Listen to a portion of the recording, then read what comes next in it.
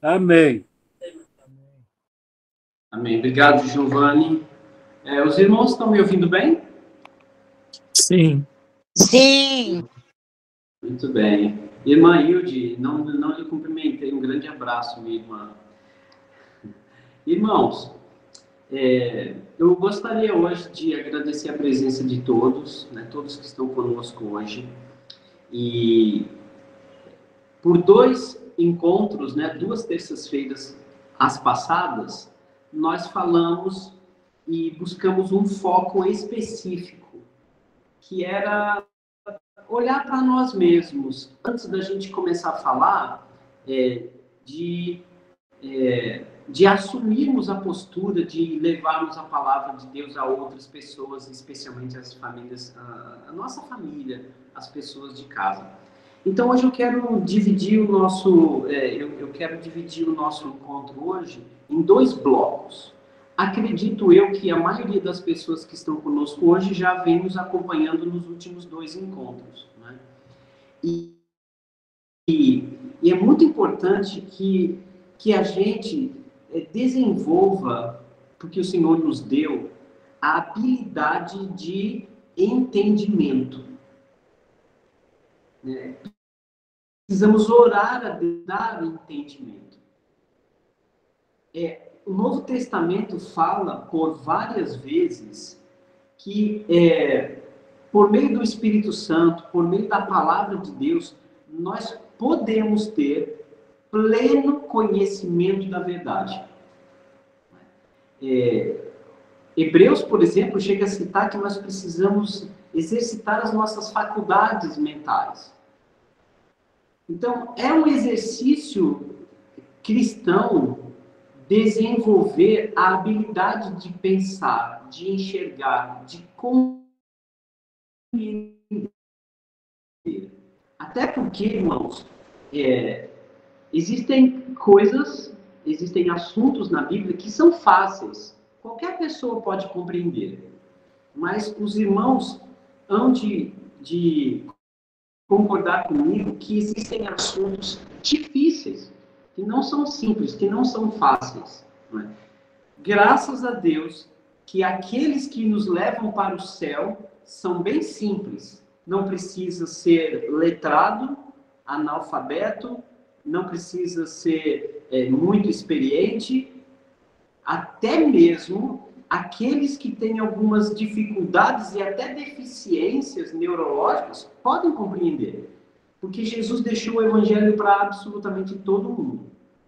No entanto, alguns assuntos precisam de maior exercício mental, precisa de maior compreensão, tá certo? Talvez seja, talvez ninguém tenha lhe falado isso antes, mas eu gostaria de dizer para vocês que existem certos assuntos que precisam sim serem enxergados com visão ampla, tá certo, irmãos? Por exemplo, nós falamos nos 2 primeiros encontros, o nosso foco era falar sobre, antes de mais nada, antes de falarmos de Jesus, de chamarmos qualquer pessoa para estudar a Bíblia, antes de querermos pregar o Evangelho, é muito importante que a gente se olhe no espelho, que a gente se examine. E isso é uma atitude sensata de todos nós, né? De olharmos para nós mesmos. E é claro que o mais importante é o nosso relacionamento com Deus, a nossa consciência limpa diante do Senhor, lembrando que uma boa consciência ela tem que estar apoiada na verdade, né? Verdade de Jesus. Claro. Mas nos blocos passados, não era a nossa intenção falar do que devemos ou não devemos fazer. O alvo era nos olharmos, não é? E em nenhum momento eu disse, na aula passada, em nenhum momento eu disse que nós deveríamos ficar quietos diante das obras infrutíferas, das trevas que são cometidas por familiares ou por qualquer pessoa. Jamais. Não incentivei nenhum irmão ou irmã de forma alguma, aceitar o erro de familiares. Mas o nosso objetivo era principalmente olhar para aquilo que depender de nós consigamos dar bons exemplos para os nossos familiares, tá certo?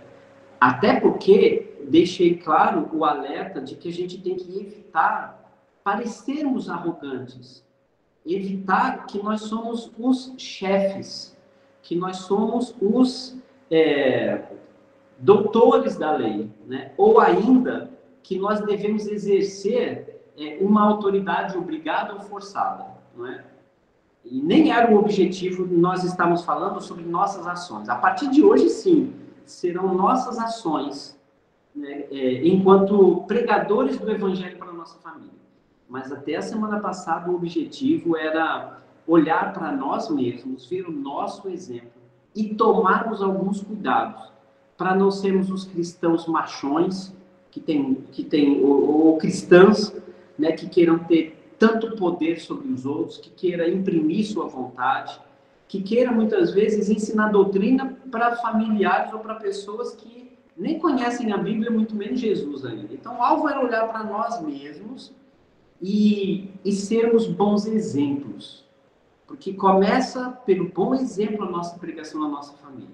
E consideramos que a nossa família nos conheceu lá no passado. E para aqueles que ainda não enxergam o reino de Deus, né, como Jesus encorajou Nicodemos em João capítulo 3 a nascer de novo para ver o reino de Deus, né? Se a pessoa não vê o reino de Deus, se a pessoa não nascer de novo, ela dificilmente vai enxergar em nós bons exemplos, vão ficar nos acusando de problemas do passado para o resto da vida, né? E isso acontece em casa. Por isso que meu encorajamento era, no que depender de cada um de nós, que a gente seja um bom exemplo para os nossos familiares, né? Então, eu quis fugir de qualquer tipo de atitude ativa dentro da família, pelo menos até os 2 primeiros encontros, né? Era mais por passivo mesmo, era no silêncio, era no nosso exemplo, era na forma como a gente se conduz, era a gente não se deixar vencer o mal, mas vencer o mal com o bem, tá certo? Era entender que o amor vence, e principalmente para que a gente tome cuidado, para a gente não querer exercer poder sobre pessoas da nossa família. Existe uma diferença muito grande entre exercer poder e exercer autoridade. O poder é aquele que você quer que a sua vontade seja feita, é quando você imprime o que deve e o que não deve ser feito, não é? E a gente tem que tomar muito cuidado porque o poder danifica os relacionamentos. Entende? E não é isso que Jesus ensinou. Jesus nos ensinou a servir. Daí vem a palavra liderança. Liderança é uma expressão que, apesar de não estar na Bíblia, assim como ela também não está nas placas de empregabilidade que a gente enxergar, ninguém encontra assim uma placa numa empresa escrito precisa-se de líderes, né? Eles colocam cargos, porque liderança não é cargo, né? Liderança nem é função. Liderança é alguma coisa que você é, e porque você influencia outras pessoas positivamente. Você conquista as pessoas por influência. O amor danifica os relacionamentos. Né? Muitas vezes o poder danifica os relacionamentos.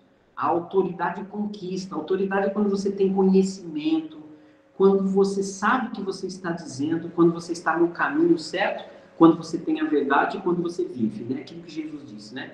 Eu sou o caminho, a verdade e a vida. E quem assume isso, passa a falar a verdade, passa a andar no caminho e passa a viver a vida. E isso conquista as outras pessoas. Então, esse foi o foco da aula passada, né? Mas hoje, especialmente, nós vamos mudar um pouquinho. Então, hoje nós começamos a falar, então, o que fazer. E eu quero orar, né, por vocês. Eu tenho uma lista grande dos irmãos que estão me mandando para orar para os seus familiares. Não vou citar todos aqui, porque já tenho feito isso durante os outros dias. Mas eu preciso, mais uma vez, pedir a Deus que Ele nos dê visão. né? Que Ele amplie a nossa visão, que a gente tenha uma ampla visão de como as coisas funcionam no reino de Deus, né? Vamos orar. Senhor, conversando com o Senhor hoje e outros dias, eu tenho te pedido algo e eu quero pedir agora especialmente por todos os irmãos que estão nos acompanhando. Com toda a nossa sinceridade do coração, e nós queremos estar bem focados nisso hoje, bem atentos, Pai. Porque nós queremos tanto aprender a sua sabedoria, aprender a aplicarmos, Pai, o seu coração, a sua vontade na vida das pessoas. Nós temos a sua palavra que nos orienta, mas nós temos, Senhor, o teu Santo Espírito que encaixa essas verdades, Senhor, no nosso coração. É o Santo Espírito, o seu Espírito que habita em nós, Pai, que nos faz usar as palavras certas, que nos faz lembrar dos textos certos. E principalmente nós pedimos que o Senhor nos ajude a aplicar a tua palavra, os seus princípios, da maneira certa, dentro do contexto certo, no momento certo, para as pessoas certas. E que nós possamos demonstrar tanto carinho e respeito pelas pessoas, sem jamais nos omitirmos de pregarmos a verdade temperada, como um aroma suave, e que a gente jamais se esqueça, Pai, de deixar que a sua palavra fale. Em nome de Jesus. Amém. Bom, irmãos, então hoje nós vamos falar de algo muito importante, né? O nosso tema hoje é que a gente deixe, né, que você compreenda, aliás, que você é um canal. Então, eu vou usar duas palavras-chave hoje: instrumento e canal. Tá certo? Nós já entendemos o que é um canal, né? Canal é aquele que dá fluxo, né? É aquele que abre espaço para que outra coisa passe por ele e chegue até o destino. Como um canal de água. No mundo da antiguidade, eles tentavam deslocar água de certos lugares até chegar à cidade, né? Com os aquedutos. Né? Se você olhar na internet, você vai ver, por exemplo, as instalações da cidade de Roma, os aquedutos, né? Os grandes pontilhões que iam levando água até chegar à cidade. E nós precisamos entender isso, que somos canais. Talvez não sejamos nós quem vamos levar a verdade, levar o evangelho naquele tempo, naquele momento, mas nós precisamos ser sempre canais, né, para que Deus age por meio da gente. Agora, instrumento é aquele que será usado diretamente, é aquele que está na linha de frente, no confronto, na abertura da Bíblia, no questionamento, né, na abordagem, né, na tentativa de ajudar a responder às dúvidas das pessoas. E isso é muito importante que a gente entenda, tá certo? Bom, em termos gerais, né, nosso foco é no ir, né, no ide de Jesus, porque ele nos chamou de pescadores de homens. E, independente de qualquer coisa, devemos nos preparar para isso. Se o Senhor, agora vamos lá, o evangelismo, ele é uma ação direta, nós sabemos disso, né? O evangelismo é uma ação direta, ela é proposital, ou seja, você se prepara, aliás, você vai com a intenção de evangelizar, e isso tem que ser voluntário, não é porque alguém pediu para você apenas, não é porque o evangelista determinou que é a agenda da igreja. Evangelismo, em primeiro, ele é proposital, é sua intenção, você vai nesta intenção, e nós precisamos ter essa intenção como cristãos. Mas também tem que ser voluntário, tem que ser, você tem que se entregar a isso. Isso é muito importante, tá certo? Então, nossos familiares, nós temos umas vantagens sobre ele, porque os nossos familiares, eles já nos aceitam. Eles já têm uma facilidade de abertura com a gente. Nós temos assunto com os nossos familiares. Isso já é uma vantagem muito grande que nós temos, tá certo? Vamos lá. Então, nossos familiares, eles já nos dão acesso a eles. nós conseguimos conversar, nós sabemos onde eles moram, nós temos encontros de família, nós temos o telefone dele muitas vezes, temos histórias. Então, é mais fácil chegar a um familiar. Se isso não acontece, então é preciso reconquistar isso. Porque eu entendo que muitas famílias, até como a irmã Bíblia falou semana passada, nós temos muitas famílias desestruturadas, que não têm uma estrutura de harmonia, de presença, eles não estão juntos, não compartilham de jantares, de almoço, de festividades. Então, nós precisamos conquistar isso, tá certo? É muito importante. Porque com a família, com essa abertura que nós temos na família, que nos facilita a entrada do evangelho na vida deles, tá certo? E Jesus quer todos. Mas, sem dúvida, nós podemos ser um canal. E a minha grande pergunta hoje é, e se não for você? E se não for você que o Senhor quer usar hoje para levar o evangelho para a sua família? Então, comece a pensar um pouquinho sobre isso. Porque o primeiro passo, aqueles dois que nós falamos semana passada, é o seu exemplo. Isso é sempre. Mas hoje vamos falar de uma ação que você e eu podemos tomar como evangelizadores da nossa família. Então, essa primeira ação é quando você envolve outra pessoa para levar o evangelho à sua família. Então, vamos lá. E se não for eu? E se o Senhor não quiser que não sejamos nós a evangelizar nossos familiares? Isso pode acontecer? Sim, claro. Deus pode agir de várias formas. Certamente Deus quer todos. Mas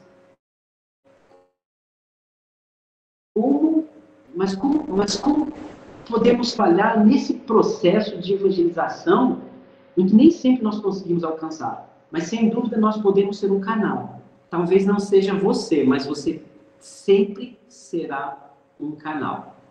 Tá certo? Você pode ser um canal da Bíblia, você pode dar uma Bíblia de presente para alguém da sua família, você pode arrumar Bíblias para estar na sua casa quando for necessário, você pode citar um texto bíblico se alguém lhe perguntar. Claro, você sempre vai ser um canal da Bíblia, você sempre vai ser um canal do Espírito Santo.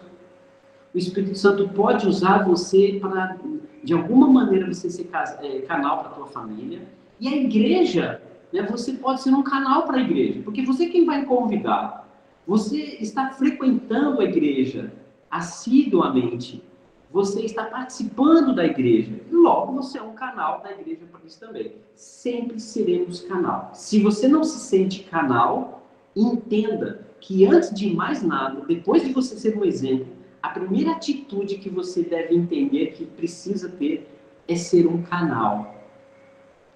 E olha, eu espero que vocês tenham um grande alegria um canal. Né? De você facilitar algumas coisas para a tua família. Facilitar para Deus chegar até seus familiares. Tá certo? Então vamos lá. Exemplo nós já somos. E exemplo tem que dar todos os dias. Você tem que dar exemplo na devocional. Porque você faz sua devocional em casa e os seus familiares sabem disso. Você é um exemplo nas orações, nos cânticos, nas ofertas. Mas preste atenção nisso. Você deve ser um exemplo na sua devocional. Devocional é aquele encontro que você tem com Deus todo dia, pessoalmente, que você canta, lê a Bíblia, você ora, né? Você dá que fazer, se retira um pouquinho, vai para o quintal, para a varanda, ou num lugar silencioso, e você vai fazer sua devocional. Mas você não faz a sua devocional para que os seus parentes participem. Tá certo? Você não vai fazer suas orações para que eles vejam você orando. Você não vai cantar para que eles escutem os seus cânticos. Você não deve fazer suas ofertas para que eles te admirem que você está fazendo oferta. Tá certo? Você tem que fazer para Deus. Mateus capítulo 6, todo capítulo 6, ele tem um tema muito importante que é para Deus ver. Se você for dar esmola, não deixe que eles vejam, né? Não deixe que eles vejam sua mão esquerda quando você dá com a direita. Na hora de você orar, vai para o teu quarto e ora em secreto. Na hora de jejuar, lá para o rosto para ninguém ver. Né? Então, tudo que a gente aprende no Sermão do Monte, Mateus capítulo 6, é para Deus ver. E a gente tem que entender isso. Por quê? Porque não é para que ninguém veja, não é para que a sua família testemunhe isso. Isso é você diante de Deus. E é Deus quem vai trabalhar na visão que eles terão de vocês fazendo isso. Então, exemplos, irmãos, é para ser sempre. Então, tem que ser um canal. Canal é aquela porta que Jesus tem acesso até a sua família, a sua casa. E isso é essencial. Então, os motivos pelos quais Deus, às vezes, não quer usar você diretamente como pregador, como professor, como mestre, são muitos. Daqui a pouco a gente vai falar sobre alguns deles, tá certo? Às vezes, não somos nós quem seremos o condutor de estudos. Talvez ainda não. Entenda isso, irmãos. Consiga perceber se essa é uma realidade. Talvez não seja você quem vai levar o evangelho até a sua família, de maneira de levar um estudo, fazer uma pregação. Houve uma queda aqui de energia, isso está oscilando quase que o dia todo aqui, né? Me desculpe, né? Vamos retomar aí. Então, irmãos, a grande questionamento que a gente precisa fazer antes de mais nada, para que a gente não se sinta frustrado, e se não for nós, né? Então, considere isso. Nos próximos encontros, vamos falar sobre como nos prepararmos melhor, como o Senhor pode nos usar, estando preparados, ou achamos que estamos preparados ou não. Mas hoje a pergunta é, e se não formos nós? Né? Bom, exemplo precisamos ser sempre, é imprescindível. Canal nós precisamos entender e aceitar que muitas vezes somos canais. Uma pessoa que entrega um panfleto, uma pessoa que faz um convite, é um canal.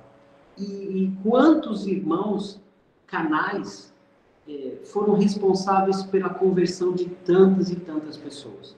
Quantas pessoas chegaram até a igreja, ao corpo de Cristo, por causa dos canais, né? Então, exemplo, é imprescindível que a gente seja canal de Deus na vida da sua família, você deve ser sempre. Porém, o nosso assunto agora será para nós escolhermos muito bem uma ferramenta, um instrumento para que Deus use na nossa casa.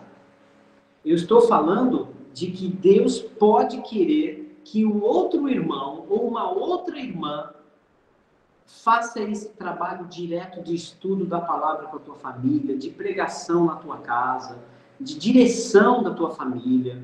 Então, isso pode acontecer, irmãos. E é a primeira coisa que a gente precisa pensar, não é? E isso é muito importante. E nos resta, então, entendermos que nós podemos, sim, convidar outra pessoa, seja um irmão ou uma irmã, para entrar na nossa casa, ter acesso à nossa família, nós podemos ser esse canal, e essa pessoa, assim, ela consiga atingir pessoas. E muitas vezes essa é a vontade de Deus, esse pode ser um plano de Deus. Então nós vamos conversar a partir de agora quais as vantagens que Deus encontra nisso. E nem sempre teremos as respostas, né? Porque não sou eu que vou levar o evangelho para minha família. Sem dúvida devemos nos preparar e vamos falar isso numa outra oportunidade aqui. Mas hoje vamos falar que é algo muito importante, né? Que Deus pode querer usar uma pessoa como instrumento do estudo, da pregação na sua família, na sua casa, tá certo? Então, irmãos, não se sinta constrangido por isso, muito menos envergonhado, tá certo? Nem chateado por causa disso, tá certo? Porque não é você o instrumento que Deus vai usar para sua família, né? Isso às vezes acontece. Talvez não por você não estar preparado ou para você não ter sido escolhido por Deus, né, para isso, mas lembre-se que você é um canal de Deus. E Deus, muitas vezes, Ele quer agir na sua família diferente do que você imagina que Ele vai agir. Por isso que nós temos que estar na nossa mente, de forma muito forte, que nós somos canais sempre. Sinta-se um canal. Não fique na obrigação que você tem que ensinar a Bíblia para a tua família. Quem sabe um dia, se prepare para isso. Mas, muitas vezes, a gente se converte cedo, ou eu conheço até irmãos que estão muitos anos na igreja, mas não conseguem pregar para a família. Entende? Só não desista, irmão, pela barreira de que não é você, ou que você não consiga. Nós não podemos desistir nunca. A oração, nós já sabemos que deve ser muito que constante. Olha que interessante aqui, 1 Tessalonicenses 5,12, antes de dar um direcionamento para isso, até porque muitas vezes nós é quem vamos escolher um irmão ou uma irmã. Muitas vezes nós é quem vamos preferir um irmão ou uma irmã para entrar na nossa família. O bom é quando a igreja já tem aquela equipe que já está acostumada, já é experiente, e provavelmente nós podemos entregar nas mãos desta equipe para que ela venha na nossa casa, para que ela dirija um estudo que a gente convida nossos familiares. Tá certo? Mas é muito importante, se estiver nas nossas mãos, de convidar, se estiver nas nossas mãos ou na nossa possibilidade de chamar certas pessoas, que pessoas vamos chamar? Que são as melhores pessoas que nós queremos colocar na nossa casa? Isso é muito importante. Mas abra aí comigo, irmãos, eu vou pedir que algum irmão leia, de preferência na Bíblia, versão revista e atualizada, 1 Tessalonicenses 5,12. Se alguém achou aí na versão revista e atualizada, 1 Tessalonicenses 5,12.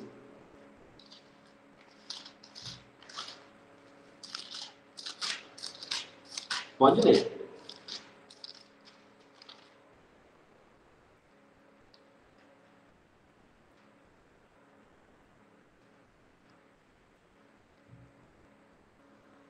Vou ler. Agora vos rogamos, é claro que tem todo um contexto aqui, tá bom, irmãos? Mas vamos pegar o princípio desse texto. Agora vos rogamos, irmãos, que acateis com apreço os que trabalham entre vós, os que vos presidem no Senhor e vos admoestam, e que os tenhais com amor em máxima consideração, por causa do trabalho que realizam. Vivei em paz uns com os outros. Mas olha que legal, não é? A igreja do Senhor tem pessoas que nos presidem diante da congregação, que nos presidem diante de Deus.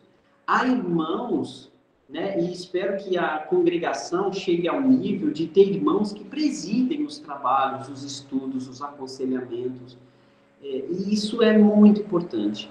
Eu tenho ensinado a Bíblia para uma família de Araçatuba, que o irmão Caco da Escola da Bíblia passou para mim, até por questões de terapia e tudo, e eu comecei a estudar a Bíblia com aquelas pessoas, né? E chegou um momento do estudo que eu disse para o irmão Caco: olha, irmão, essa família já está começando a frequentar a igreja, agora está na hora de outras pessoas estarem pregando, principalmente para duas moças que são gêmeas, né? E aí tem uma irmã da igreja que está lá, né? A minha esposa não seria a pessoa, talvez, ideal para estar aconselhando elas, porque elas precisavam de uma pessoa que tivesse um conhecimento um pouco diferente da minha esposa. Entende? Então, a minha esposa acata isso numa boa, até porque ela não vê ainda o seu papel como uma professora da Bíblia. Mas ela tem outros dons, outros talentos.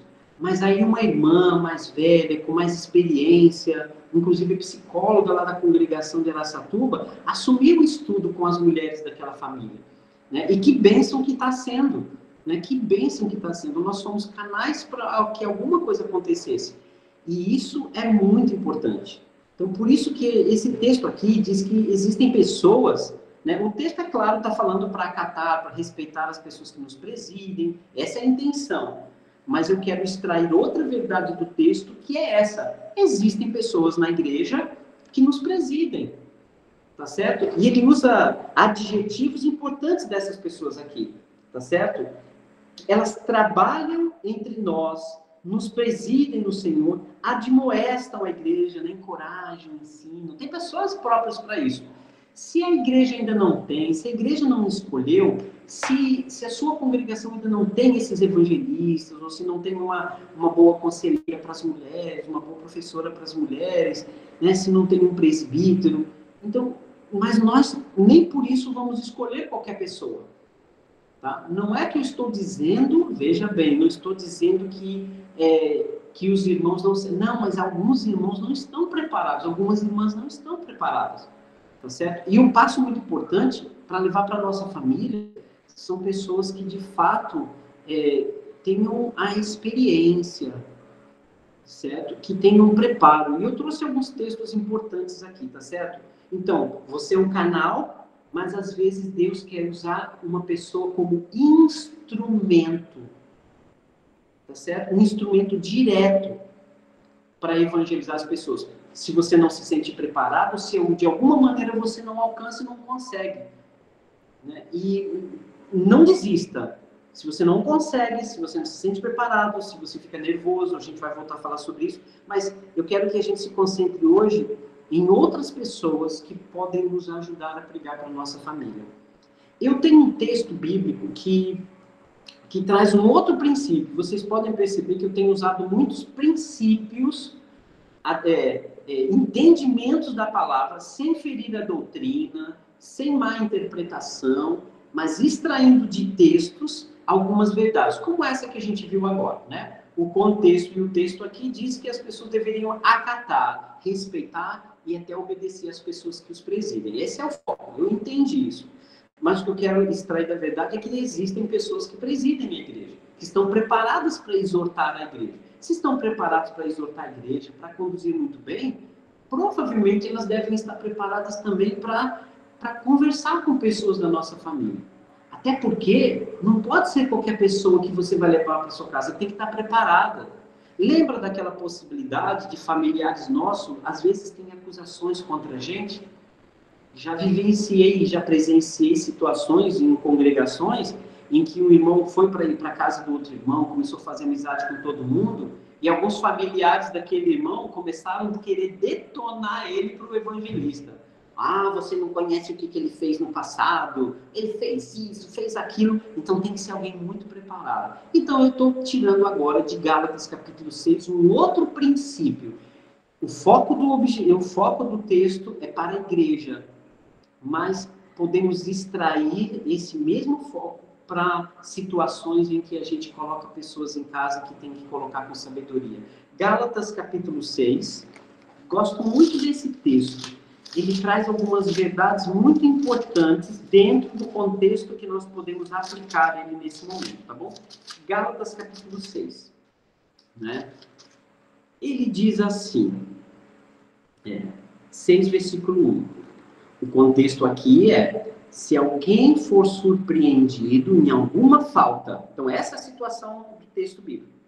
Alguém foi pego numa falta, né, num erro. Aí o texto diz aqui, você que é espiritual, corrija esta pessoa com espírito de brandura. E guarda-te para que você não seja também tentado.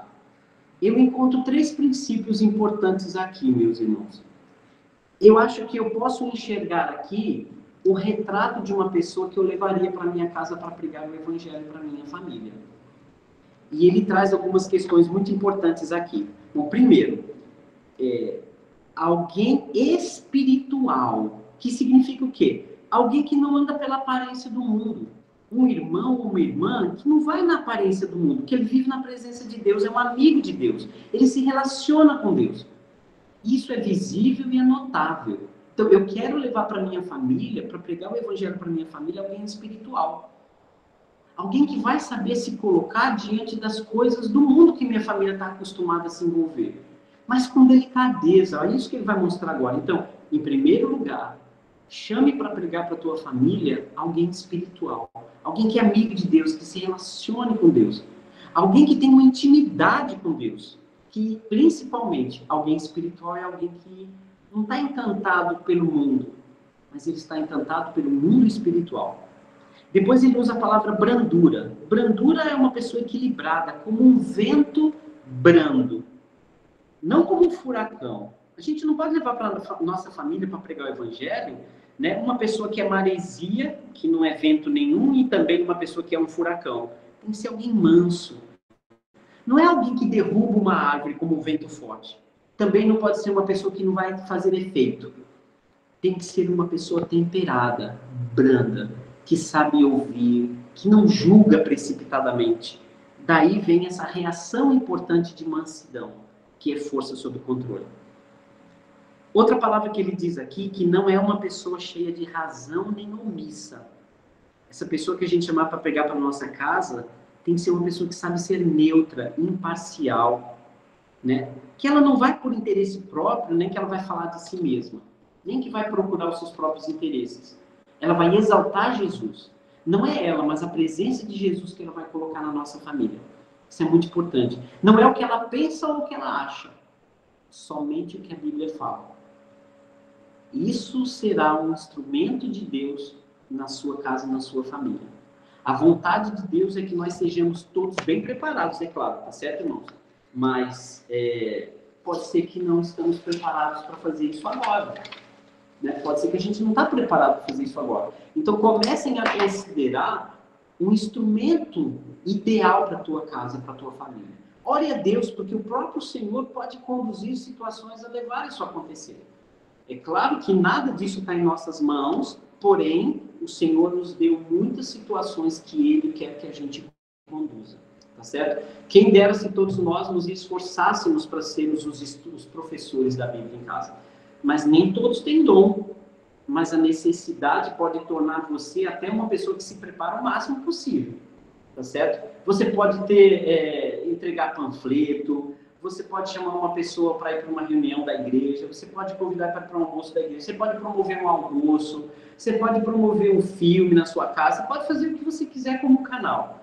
Mas muitas vezes Deus quer que você chame alguém preparado para não causar transtorno na hora de levar o evangelho para a nossa família, tá certo? Então não sinta a obrigação de que é você, tá? Fique contente de ser um canal, tá certo?